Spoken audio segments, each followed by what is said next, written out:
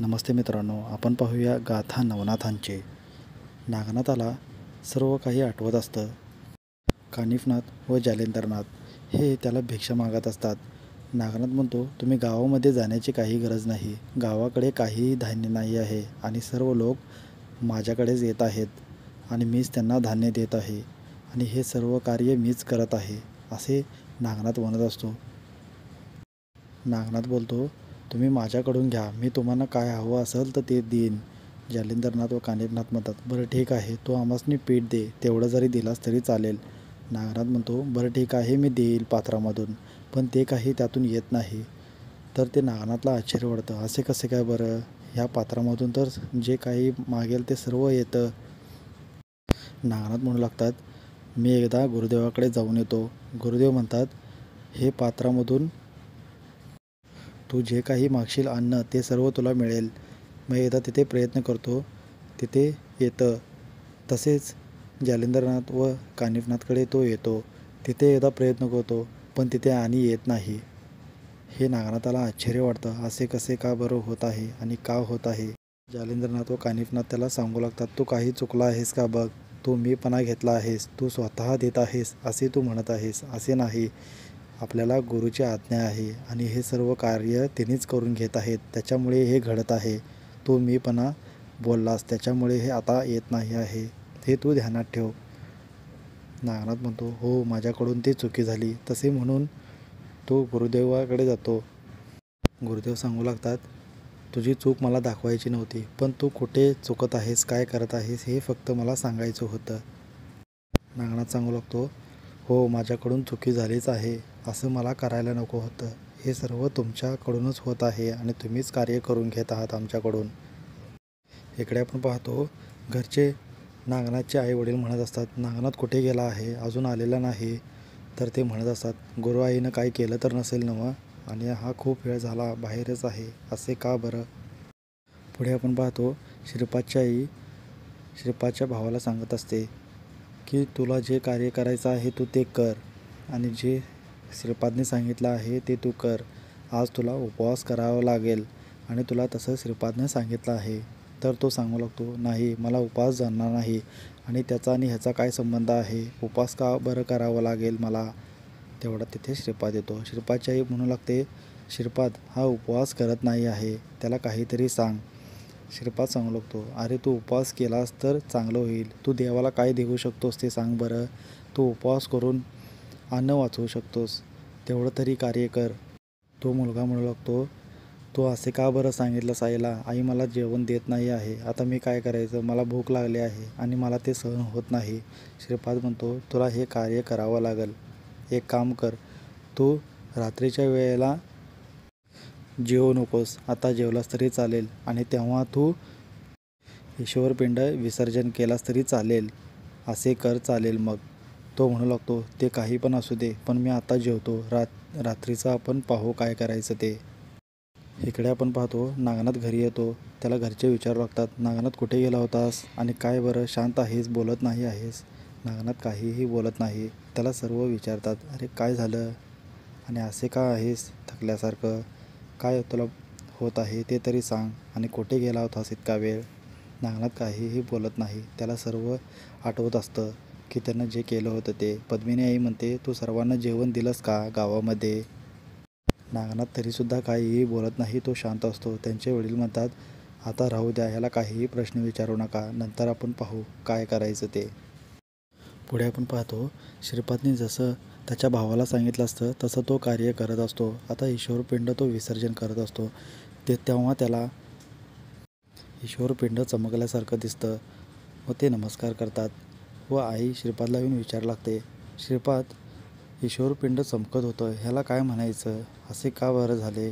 श्रीपाद म्हणू लागतो, महादेवाला ह्याचं प्रार्थना जे करत आहे त्याने ते स्वीकार केला आहे आणि असेच अखंडितपणे हा कार्य करावं. तर श्रीपादचा भाऊ म्हणतो, मी कार्य करेल आणि मी तसे प्रयत्नसुद्धा करेल. श्रीपादची आई म्हणते, हे तुला केलंस तर चांगलं होईल.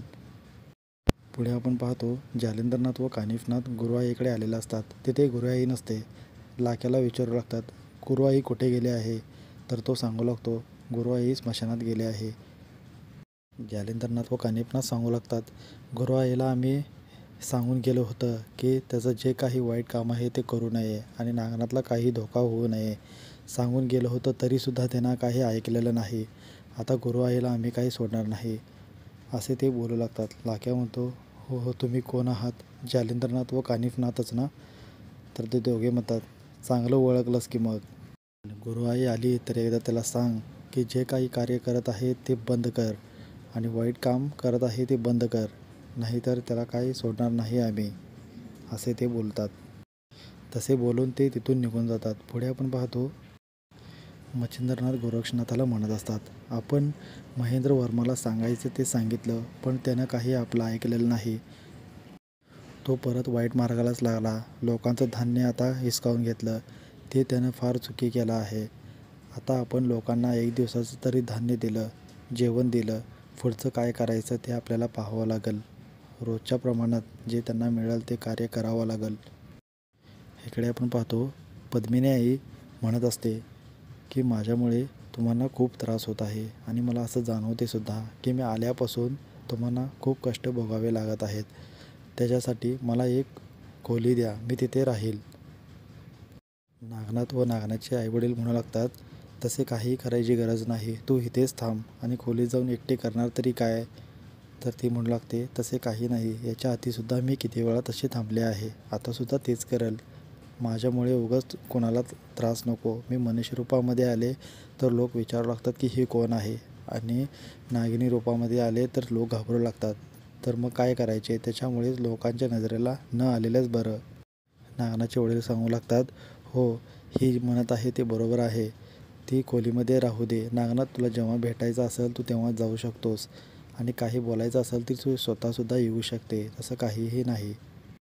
पुढे आपण पाहतो, पाटील म्हणत असतो, तुम्हाला एक काम जमलं नाही आणि काय काम केलं तुम्ही? मी फक्त सांगितलं होतं नागनाथाकडून जे काही जादू आहे काय आहे ते कुठून मिळालं, त्याचा गुरु कोण आहे, फक्त पत्ता करून घ्या एवढंच बोललो होतो. ते सुद्धा तुम्हाला कार्य जमलेलं नाही आणि आता मलाच काहीतरी करावं लागेल असं तो म्हणू लागतो.